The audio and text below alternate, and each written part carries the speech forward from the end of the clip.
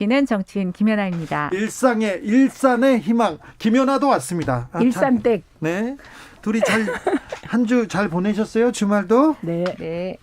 주말에 정치권에서 신현수 이분이 제일 뜨거웠어요. 오늘 뭐 오셔가지고 일단락이 되는 듯 하는데 참 뭐 레임덕이다 아니다 말이 많았습니다. 어떻게 보셨어요?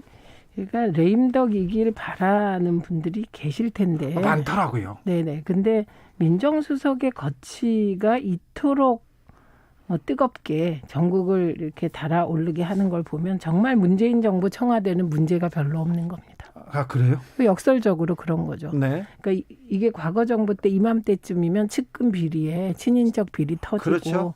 그 친인척이 없으니까 최서원 비리 이런 게 터지지 않습니까? 그러니까 오히려 상대적으로 건강하다는 뜻이고요.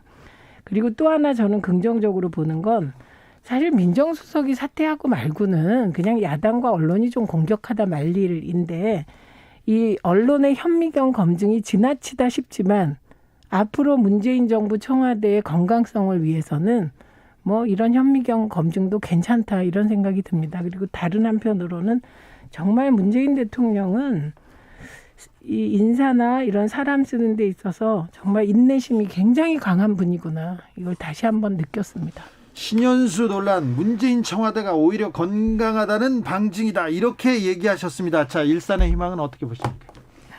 확실히 최민희 의원님이 낙관적이세요. 네. 굉장히 긍정적이시고 낭만적이시고요. 낭만하고 낙관하고는 좀 한 차이가 있는데. 아, 그래요? 그건 아닙니까? 네. 일단 신현수 민정수석은 지금 이제 지난해 추윤 갈등, 그러니까 이제 검찰하고 법무부하고의 많은 갈등이 좀 대통령의 지지율까지 하락시키면서 국민들에게 굉장히 많은 피로감을 줬죠. 그런 가운데서 문재인 정부에서 처음으로 검사 출신의 민정수석이었다. 그래서 이제 대통령도 사실은 조금 이런 좀 갈등의 분위기를 어느 정도 좀 소통을 통해서 봉합해 주기를 바라는 마음. 또 저는 신현수 수석도 처음에 그런 의지가 있었던 걸로 생각이 돼요. 네. 그렇게 임명됐던 민정수석이 한 달이 조금 넘어서 사의를 표명했다고. 그것도 누가 외부에서 문제 제기를 한 게 아니라 청와대 내부에서 그렇죠. 내부에서 사의를 표명했다고 하니까 이제 관심을 갖게 된 거고요. 외부에서 레임덕을 바래서라기보다는 굉장히 이례적이었고 또 신현수 수석이 대통령하고 오랜 인연이 있는 사람이고 네, 또 굉장히 신임하신다는 얘기가 흘러나오고 있지 않았습니까? 그러니까 사람들이 더 궁금했던 거죠. 왜 그럴까? 어쨌든 뭐 사의 표명하시고 휴가 내시고 또 흘러나온 문자 중에는 다시 돌아올 일 없을 것 같다. 본인은 뭐 마음을 쉽게 바꾸는 사람이 아니다. 이제 이런 얘기들이 흘러나오면서 오늘 뭐 결국은 나와서 사의 표명을 계속 고집하는 게 아니냐라는 얘기가 나왔었죠. 근데 어쨌든 본인의 거취를 대통령에게 이름한다고 얘기를 하면서 지금 봉합되는 모습은 보였지만 저는 이런 생각이 듭니다. 이렇게까지 했는데 아무 일도 없었다는 듯이 다시 정상적으로 일을 할 수 있을까? 또 본인이 동력이 이미 다 떨어졌다. 뭐 이런 얘기를 하시면서 저는 어쨌든 겉으로는 봉합되는 모습을 보였지만 내부적으로는 청와대나 또는 법무부와 검찰 간의 관계에 있어서도 예전만큼 새로운 민정수석에 의한 좀 뭔가 새로운 방향을 기대하기는 어려워졌다? 이렇게 생각이 됩니다. 사실 근데 신현수 파동이 그렇게 큰 갈등이 아니었는데 언론에서 여기서 저기서 부추기고 불을 지른 건 아닐까요? 그런 생각도 좀 해봅니다. 김연아 의원님. 근데 이제 보통 우리가 인사 문제와 관련해서는 청와대가 언급을 잘 확인을 안 해줍니다. 안 해주죠. 네. 예, 그런데 의외로 이제 신현수 수석 같은 경우에는 좀 비교적 확인을 빨리 해줬어요. 네. 예, 근데 이제 정치라는 게 대부분 그렇죠.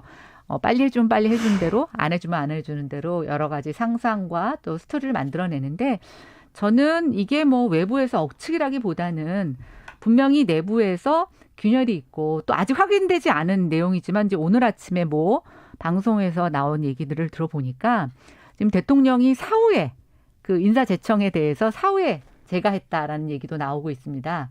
네, 나왔죠. 네, 나왔어요. 네. 그래서 뭐 그런 실질적으로 얘기가 나왔죠. 네, 그런 얘기가 나왔었습니다. 그래서 이게 지금 절차상에 뭔가 좀 매끄럽지 않은 부분이 있는 게 아닌가라는 얘기가 많이 나오면서 저는 뭐 그렇게 간단한 해프닝이라고 생각하진 않습니다. 아마 이걸 빌미로 앞으로 청와대와 또 대통령의 의사소통과 관련된 여러 내용들 중에서 조금 삐걱거리는 모습이 좀 더 나올 수 있다. 저는 그런 생각을 해봅니다. 최민희. 그 법세련이라는 곳에서 네. 그래서 박범계 장관을 대통령 결재 없이 인사했다고 고발했습니다. 그 법세련은 고발만 하는 데 네, 아닙니까? 했습니다. 네. 그런데 그건 있을 수 없는 게 박범계 장관이 청와대에 들어갔다. 그게 확인이 됐잖아요. 여러 근데 기사를 대통령 만나서 얘기를 다 나눴기 때문에 네. 예를 들면 전 이것까지는 팩트 같아요. 박범계 장관과 민정수석 간에 인사를 둘러싼 이견이 있었다. 네. 그 이견에서 대통령께서 검찰개혁 쪽에 더 무게를 실는 박범계 장관의 안에 힘을 실어줬다. 이건 맞는 것 같습니다. 네. 근데 박범계 장관이 대통령을 패싱했다는 말은 저는 순전히 언론의 가짜뉴스성이다. 이렇게 보고 예. 그다음에 저는 동의되는 건 이거예요. 대통령이 신임하는 민정수석, 검사 출신 민정수석, 이분이 한 달 조금 지나서 그만두려고 했다. 인사상의 이견으로. 이게 야당 입장에선 좋은 공격거리고 또 늘 문재인 정부를 흔들어 온 언론 입장에선 좋은 먹잇감은 맞다고 생각합니다. 그런데 제가 확인한 바로도 그 신현수 수석이 박범계 장관과 볼 일 없다. 요거고요. 그다음에 동력이 떨어졌다. 이런 얘기를 했다는 것까지는 뭐 그럴 수 있을 것 같아요. 그런데 이게 확대된 보도들은 저는 그것도 다 가짜뉴스성이라고 생각을 하고 그다음에 제가 계속 말씀드리는 건 뭐냐면 보수 정부에서는 검찰 인사와 관련한 이견이 노출된 적이 제 기억에 한 번도 없습니다. 거의 없죠. 거의. 예, 그런데 민주정부에서는 이런 이견이 드러난단 말이죠.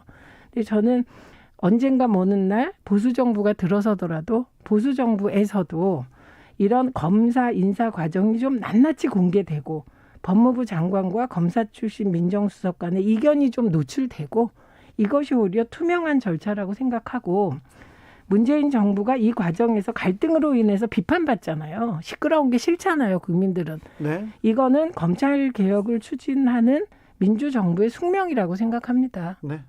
콩가루 인사가 아니라 민주 인사다. 이렇게 얘기하십니다. 최민희 의원께서는 또 하실 말이 있으세요? 예, 근데 이제 아까 최민희 발언 중에 대통령께서 민정수석과 법무부 장관의 인사 의견에 대해서 검찰 개혁에 더 힘을 실어주셨다라고 얘기를 했는데 저는 그거는 좀 자칫 이런 오해를 갖게 되는데요. 그럼 민정수석은 검찰 개혁에 반하는 인사안을 얘기를 했다는 걸까? 저는 같은 내부에서 그런 지금, 그래서 외부에서 지금 어떻게 추측을 하냐면 이제 그런 발언 때문에 안에서 균열이 있는 게 아닌가. 네. 또는 검찰 개혁에 대해서 서로 속도 조절에 대해서 이견이 있는 게 아닌가라고 얘기를 하고 있는 거고요. 네, 네. 저는 오히려 아까 말씀하신 것처럼 이견 있을 수 있죠. 그리고 그런 절차적 정당성이나 민주적 절차를 통해서 우리가 수정이 되고 보완됐으면 좋겠다는 생각을 합니다. 그리고 예. 아까 말씀하신 것처럼 예전에 뭐 보수 정권에서는 이런 인사 문제 이런 것들이 갈등이 없었다. 그러나 이제 갈등이 있다라고 얘기하셨잖아요. 네. 갈등만 있는 게 아니라 전 투명하게 공개했으면 좋겠어요. 그래서 이번 건에 대해서 어떤 의견이 있었고 그래서 대통령이 어떻게 어떤 이유 때문에 박범계 장관의 힘을 실어줬는지 그게 말씀하신 대로 검찰 개혁에 손을 들어주신 거라고 하면 저는 민정수석은 검찰 개혁에 동력이 없다라고 하는 본인이 정말 고백 같은 말인 것 같아요. 그런 민정수석이 지금 같이 갈 수 있을까? 오히려 저는 아주 객관적인 입장에서 야당 국회의원이 아니라 국민의 입장에서는 그렇게 들립니다. 예를 들면 이게 세 가지의 이견이 있었다는 겁니다. 이건 다 보도가 됐어요. 첫째, 이성윤 지검장의 거취.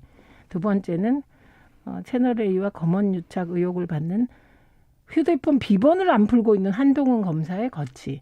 세 번째는 윤석열 총장 징계에 관여했던 검사들에 대한 좌천 문제. 요 세 가지의 이견이 있었다는 겁니다. 근데 저는 근데 그 이견이 있었다는 보도는 봤는데요. 네. 그건 팩트인가요? 저는 이건 어느 정도 팩트였을 거라고 봅니다. 예를 들면 여기서 타협 지점이 나올 수 있었을까? 나올 수 없었던 문제라고 보고 예를 들면 한동훈 검사가 서울중앙지검장이 되도록 문재인 정부 어느 시점부터인가 검찰 쪽에서 요구가 있었다는 얘기도 많이 보도가 나오고 있어요.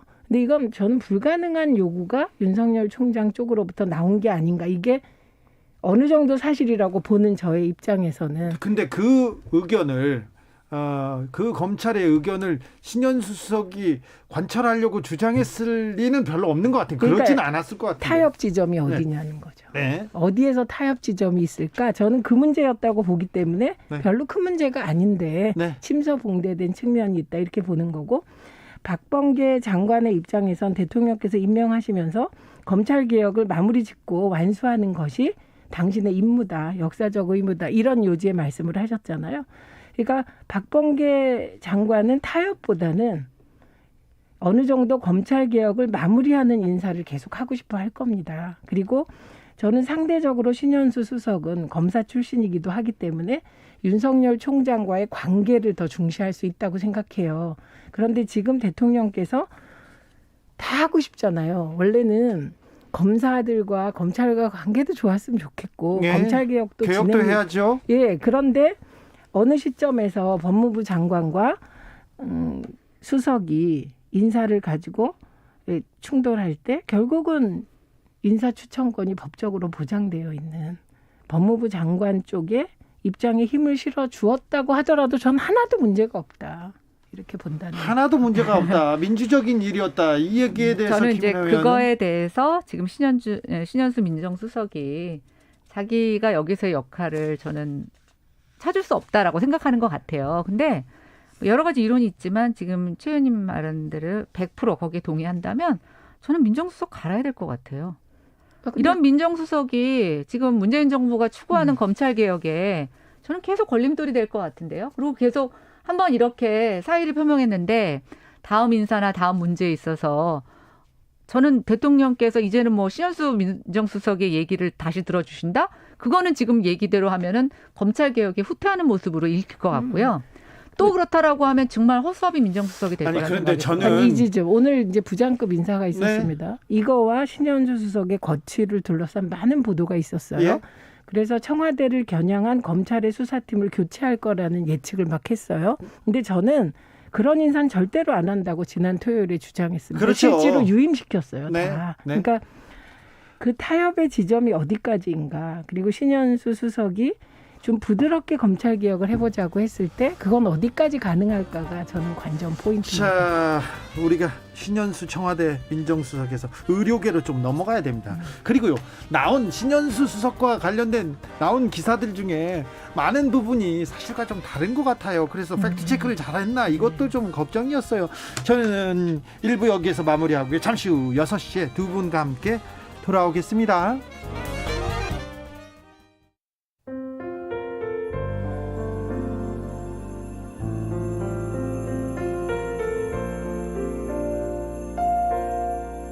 KBS 라디오 연중기획 희망충전 대한민국 418번째 이야기. 안녕하세요. 아나운서 이연주입니다. 올해 초등학생이 된 성찬이는 학교에 간다는 생각에 설레는 날들을 보내고 있습니다. 할머니와 단 둘이 생활하면서 늘 사람이 그리웠던 성찬이. 얼른 학교에 가서 선생님을 만나고 친구들도 많이 사귀고 싶습니다. 할머니는 그런 성찬이에게 예쁜 책가방을 사주고 학교도 직접 데려다주고 싶은데요. 혹시 그럴 수 없게 되는 건 아닐지 겁이 납니다. 얼마 전 계단에서 넘어지는 바람에 일어서는 것조차 버거워졌기 때문입니다. 25년째 신장질환으로 혈액투석을 받고 있던 할머니는 갈수록 무너져가는 현실이 야속하기만 합니다. 성찬이와 할머니의 차디찬 일상이 곧 다가올 봄처럼 따뜻해질 수 있도록 여러분이 힘이 돼주세요. 코로나19 여파로 사례자와 취재팀의 안전을 위해 사연으로 대신 전달합니다. 여러분의 따뜻한 손길이 희망의 빛이 됩니다. ARS 060-700-1580 060-700-1580 한 통화 3,000원으로 희망을 선물해 주세요.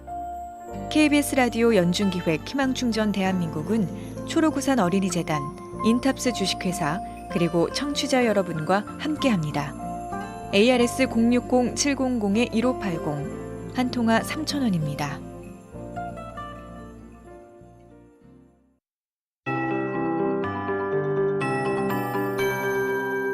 KBS 58분 날씨.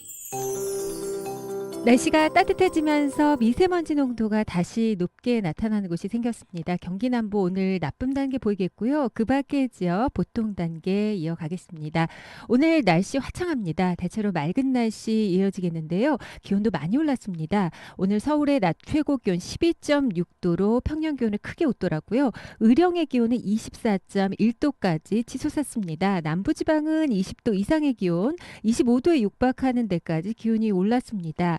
이렇게 날씨는 무난한데 대기가 건조합니다. 동쪽 지역을 중심으로 크고 작은 산불이 번번이 발생하고 있습니다. 오늘과 내일 대기가 건조한 상태에서 바람이 강하게 불 것으로 보입니다. 작은 불씨가 큰 불로 이어질 수 있겠습니다. 산불 등 화재 예방에 신경 쓰셔야겠습니다. 오늘 오후부터 북서쪽에서 찬 공기가 남하하기 시작했습니다. 내일과 모레 아침 기온이 오늘보다 10도가량 큰 폭으로 떨어지겠습니다. 중부지방과 전라북도 동부 내륙 또 경북 내륙은 영하 10도에서 영하 5도에 머물겠습니다. 한파특보 발표될 가능성도 있습니다. 내일 서울의 아침 최저 기온 영하 5도로 예상되고 전국적으로는 영하 9도에서 영상 1도 분포입니다. 낮 최고 기온은 서울 5도 등 3도에서 13도에 머물겠습니다. 지금 서울의 기온은 10.7도입니다. 강혜종입니다.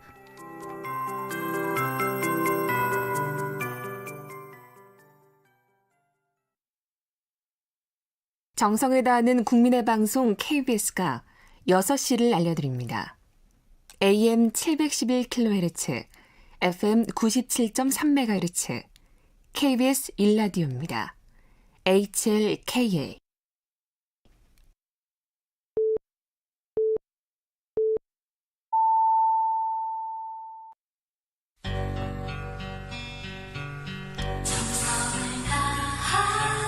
정성을 다하는 국민의 방송 KBS 주진우 라이브. 그냥 그렇다고요. 정치적 원의 시점 최민희 전 의원 그리고 김연아 국민의힘 비대위원과 함께하고 있습니다. 1935님께서 김연아 의원님 참 좋아요. 너무 좋아요. 제 첫사랑 이름도 김연아예요. 얘기합니다. 네. 김연아 의원님 너무 좋은데요. 그런데 국민의힘은 별로예요. 어떻게 하면 좋아요? 흑흑 하는데 어떻게 하죠? 제가 좀 더 잘할게요.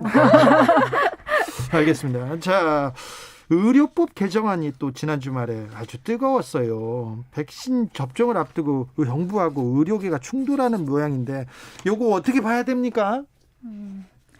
저는 일단 뭐 의협회장은 원래 의사들의 이익을 대변하는 단체잖아요. 네. 예, 그래서 뭐 이런 거에 대한 반대 의견 낼 수 있다고 생각합니다.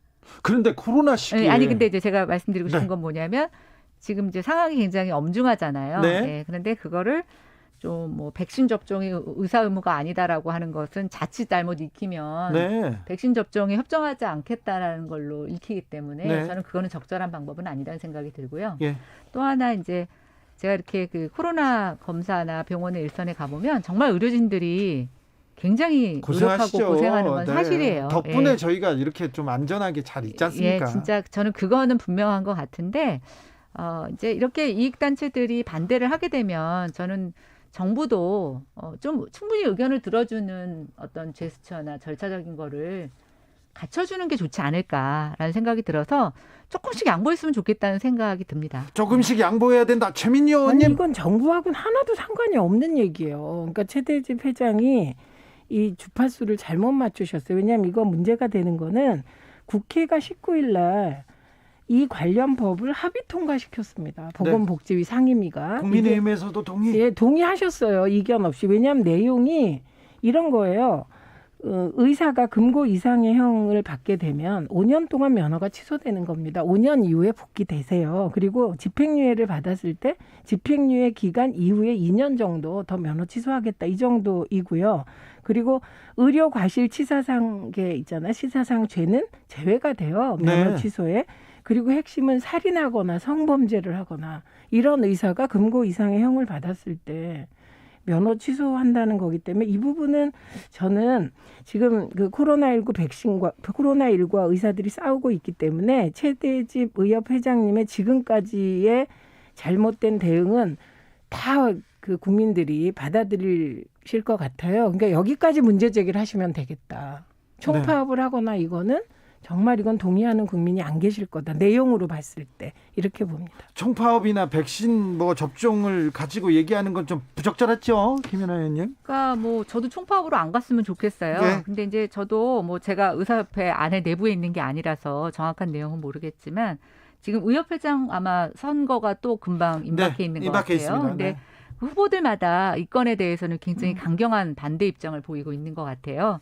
그러면 이제 이게 뭐 상임위를 통과하면 이제 법사위가 거쳐야 되고 본회의를 통과하는데 예전 같으면 상임위 통과해도 법사위 통과할 때 좀 시간이 많이 걸렸어요. 예. 근데 지금은 이제 국회에서 여당이 사실상 과반을 확보하고 있다 보니까 이제 여기서 의사협회가 자꾸만 정부를 압박하는 이유가 이제 정부가 사실은 이런 법에 있어서 여당하고 같은 마음을 먹고 추진하자고 들면 뭐 아주 굉장히 빠르게 할 수 있잖아요. 그래서 저는 아마 그 카운터파트로서 지금 정부를 의사협회에서 계속 얘기를 하는 것 같고요. 아까 제가 말씀드렸지만 저는 이런 문제에 있어서 의사들도 모든 국민이 봤을 때 객관적인 내용들 이런 거에 대해서는 혼자만 특별 대우를 받게 해달라고는 못할 겁니다.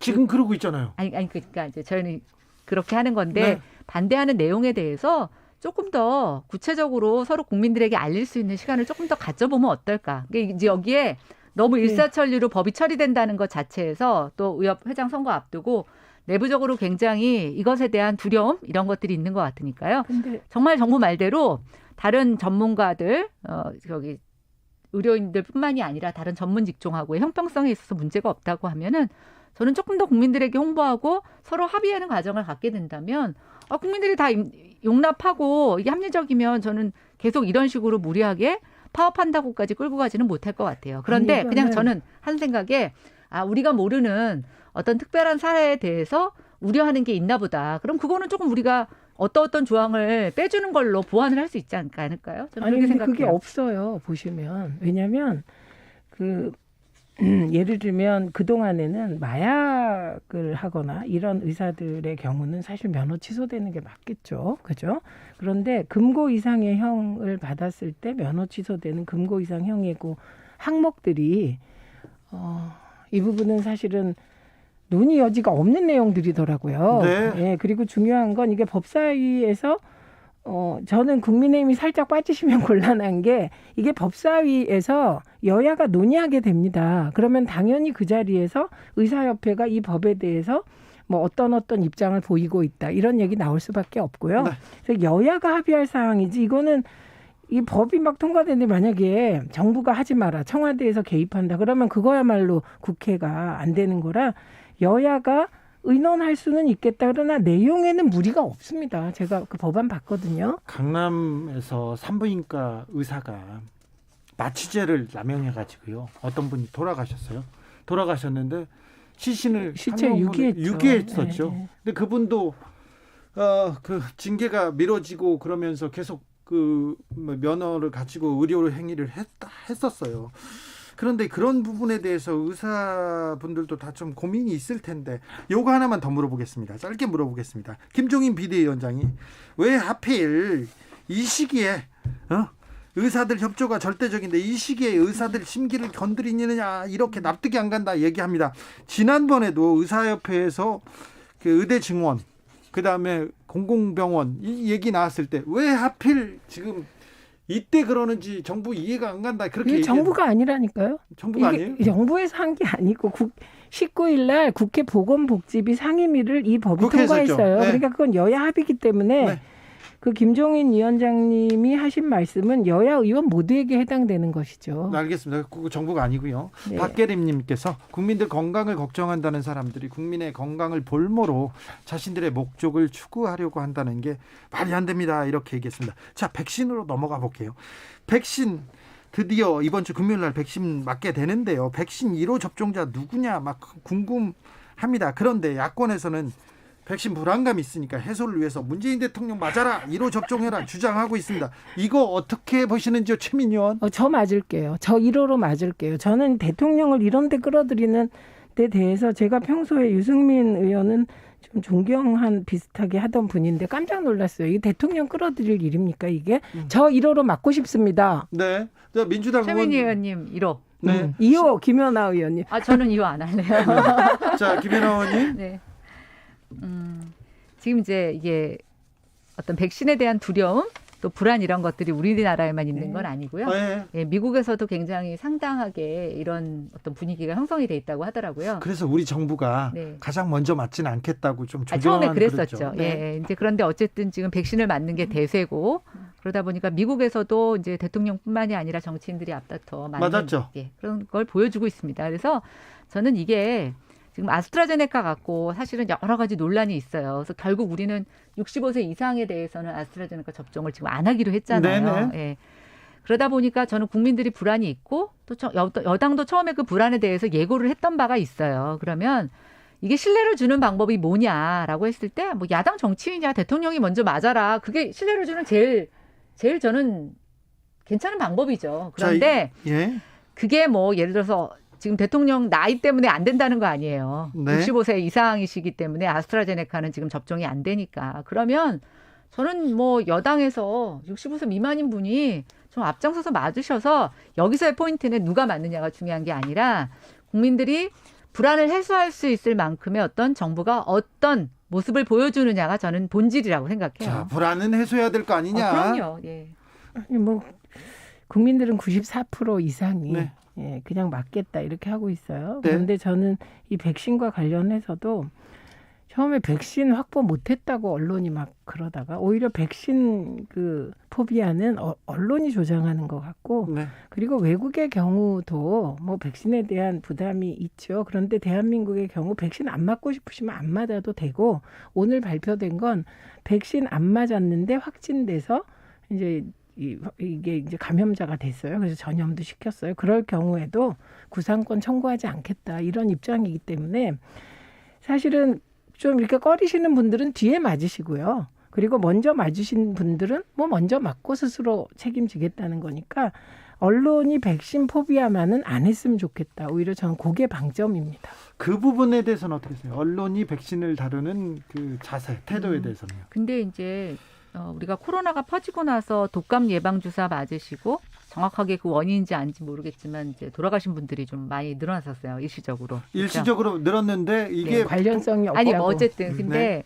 뭐가 먼저인지 모르겠지만 그만큼 지금 굉장히 건강에 대한 염려증들이 국민들한테 뿌리박혀 있는 거거든요. 그러면 저는 어쨌든 이게 그냥 개인 방역 차원을 넘어서 국가 방역이잖아요. 그리고 우리가 지금 백신을 맞는 거는 집단 면역을 형성시키기 위해서 맞는 거라고요. 네, 그렇죠. 예, 그러면 저는 국가가 안전한 백신을 확보해 오고 그 백신으로부터 국민의 두려움을 적게 해주는 것도 저는 국가의 역할이라고 생각해요. 그래서 뭐 포비아라기보다는 언론은 항상 예민하거나 하나의 특수 사례를 갖고 그것을 지적하고 문제 제기하는 게 언론의 역할입니다. 그러다 보니까 저는 뭐 그게 약간 불편하실 수는 있지만 그럼에도 불구하고 이걸 뚫고 나가셔야죠. 아니, 그래야 당연한데 해방역이라고 할 수 있는 거 아니에요? 언론 아니, 전문 최민희. 근데 당연한데 이런 겁니다. 그렇다고 백신이 만능이 아니에요. 왜냐하면 지금 백신을 가장 많이 맞은 나라가 이스라엘이에요. 거긴 거의 30% 가까이 국민이 백신을 접종했는데 일일 확진자 수가 4,000명 내외입니다. 우리는 백신 늦었다고 그렇게 난리를 치는데 언론이 우리나라 확진자는 뭐 1,000명 넘어가면 나라가 난리가 나거든요. 네. 그렇기 때문에 정부가 저는 코로나19 대응만은 정말 합리적으로 국민들의 협조 속에서 잘 해왔다고 보고 백신에 관해서도 저는 이게 유치하다는 거예요. 대통령 먼저 맞아라 이 말을 하는 것 자체가 유치하게 보이는 것이 그럼 대통령께서 맞았다고 칩시다. 그러면 백신의 공포가 없어집니까? 그러니까 저는 이런 수준의 논의는 곤란하다. 아니, 근데 네, 그건 그런 미국도 미국은 그럼 왜 대통령이 먼저 맞았겠어요? 그건 유치한 게 아니고. 1호는 아니잖아요. 예? 1호 아니에요. 아니, 그러니까 근데 각 나라마다 1호를 맞추는 거에 대한 상징성을 두고 있죠. 그러나 이제 예를 들어서 영국 같은 경우에도 최고령자에게 맞추시고. 그러면 그 김연아 의원님은 대통령 1호로 맞아라 그걸 주장하시는 건가요? 아니, 그러니까 저는 제가 말씀드렸잖아요. 대통령이 1호로 맞아라 안 맞아라가 본질이 아니라 국민들이 원하는 건 이 백신이 안전하구나라는 것에 대한 신뢰를 얻고 싶은 거예요. 그것에 대한 저는 정부가 적절한 행동을 해야 되는 거고, 야당 정치인으로서 해외 국가 원수들이 지금 앞다퉈서 맞으니까 뭐 저는 그거를 빗대어서 그럼 우리는 대통령이 제일 먼저 맞으면 굉장히 국민들이 신뢰하겠네라고 할 수 있는 거, 저는 그렇게 충분히 정치인은 얘기할 수 있다고 생각이 돼요. 그거는 지금 백신은 다 안전하지 않습니다. 왜냐하면 그 백신이 보통 안정성까지 다 확보해서 시중에 유통돼서 맞기까지 시간이 되게 오래 걸려요. 근데 지금 그 과정 다 생략하고 가는 거거든요. 그렇기 때문에 이걸 100% 안전하냐? 전 세계 어느 나라의 의료진도 100% 안전하다고 말할 수가 없어요. 근데 워낙 코로나 상황 대응이 미국은 뭐 일일 확진자가 20만 명 넘으니까 할 수밖에 없는 거거든요. 그런데 그런 상황에서 대통령이 맞으면 그럼 국민들의 그 걱정이 덜어지겠냐, 이런 거는 저는 아닌 것 같고, 본질은 말씀하셨듯이 백신의 안전성을 담보해 주는 건데, 그것 또한 본질적으로는 제가 말씀드렸듯이 지금 코로나 백신은 다 안전하지 않다, 100%는 아니다. 그런데 이제 다른 나라가 맞는 추이를 보면서 그 추이에 따라서 불안감이 덜해지는 과정이 아닐까 합니다. 근데 그 측면에서 정세균 총리 체제가 저는 그렇게 신뢰를 못 얻을 만큼 이랬다는 생각이 안 드는데. 아니, 우리 질병관리청 과하다고 생각해요. 정은경 비판이. 예, 믿고 따를 만하지 않습니까? 예, 아니 훌륭하죠. 근데 이제 저는 여기서 그럼 아주 더 저도 근원적인 문제 제기를 할게요. 얼마 전에 이제 대통령이 여당하고 오찬하시면서 코로나가 종식되면 이제 위로금을 주시겠다고 얘기를 했잖아요. 재난지원금 주겠다고 얘기했죠. 예. 근데 저는 이제 제가 재난지원금에 포커스가 있는 게 아니라 코로나가 우리가 벗어나면 이렇게 얘기를 하셨어요. 여기는 도대체 어떤 과정이 있었을까? 그거는 이제 올해까지 우리가 백신 접종을 하고 뭐 이런 과정에서 그렇죠. 얘기했던 것 같아요. 행동되고 그다음에 코로나 극복하면. 네. 근데 저는 이제 이런 것 때문에 국민들이 더 불안하다고 생각하는데, 저는 최민희 의원님 의견에 동의해요. 백신을 저는 사실은 백신이 모든 걸 해결할 수 있다고 생각하지 않아요. 그리고 백신을 다 맞아도 변이가 일어나서 제가 봤을 때는 뭐 요즘은 팬데믹이 아니라 엔데믹이라고 얘기하더라고요. 감기처럼 달고 살 수 있다. 그렇죠. 예, 그러면 저는 오히려 정부가 초실간 처음에 얘기했던 것처럼 그런 백신의 부작용을 강조하시면서 우리는 정말 양질의 백신을 갖고 천천히 맞자. 왜냐하면 백신이 다 백신이 모든 걸 다 해결하는 게 아니니까. 그렇게 끌고 나간 것도 아니고. 야당이 막 비판하니까 지금 앞다투어 서로 백신 확보했다고 지금 정부가 자랑하고 걱정하지 말라고 얘기를 했잖아요. 그러면 저는 이제 백신을 맞는 걸로 끌고 가야죠. 그런데 어떤 부분에 있어서는 부작용을 얘기했다가 어떤 때는 백신을 맞는 걸 전제로 하고 또 백신을 맞으면 지금 다 회복될 것 같은데 또 일부에서는 백신이 모든 걸 해결해야 되지 않는다. 의원님, 국민들 정부가 한 입장에서는 얘기가 아니고 제가 한 얘기입니다. 정부는 백신의 부작용 때문에 백신을 늦추겠다는 얘기 한 적 없고요. 정부는. 이건 제가 말씀드린 것입니다. 그리고 저는 그 대통령께서 코로나19가 종식되면 재난지원금을 다시 더 위로금.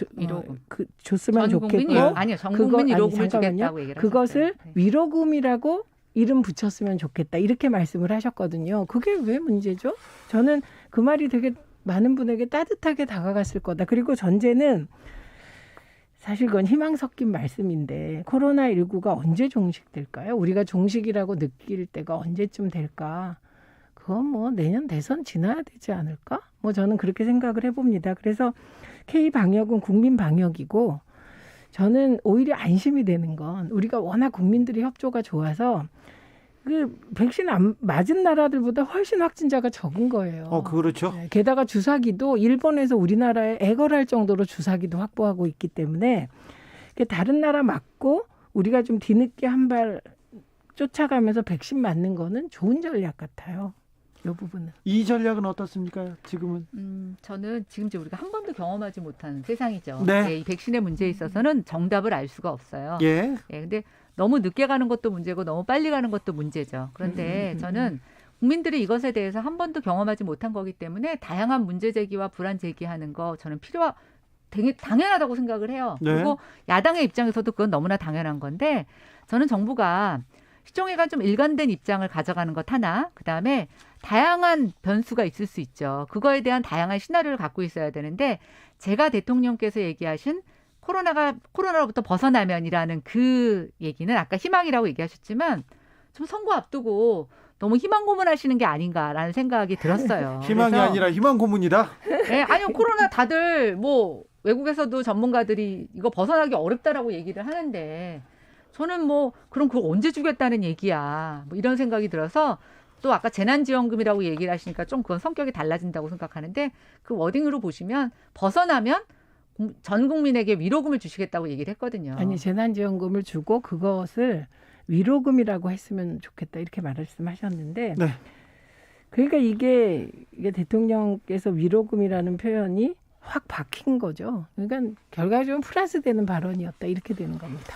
자, 8991님께서 참 애들 같아요. 백신 늦게 들어온다고 난리더니 대통령이 먼저 맞아라. 내가 먼저 맞는다. 왜들 이러세요. 질병관리청에서 알아서 하겠죠. 지각 있는 어른들 자중 잘 좀 하세요. 제발 얘기합니다. 2081님께서는 국민들은 덤덤한데 정치권에서 웬 호들갑인지 그냥 원칙대로 하면 됩니다. 얘기합니다. 자, 백신이 옵니다. 또 다른 시대로 이렇게 접어드는데 아무튼 정치권 그리고 언론에서 논란은 사그라들지 않고 있습니다. 다음 주에도 더 내밀하게 정치적 원의 시점 이어집니다. 지금까지 최민희, 김연아 두 분과 함께했습니다. 감사합니다. 고맙습니다. 네, 감사합니다. 정치 피로, 사건 사고로 인한 피로, 고달픈 일상에서 오는 피로. 오늘 시사하셨습니까? 경험해보세요. 들은 날과 안 들은 날의 차이. 여러분의 피로를 날려줄 저녁 한 끼 시사. 추진우 라이브.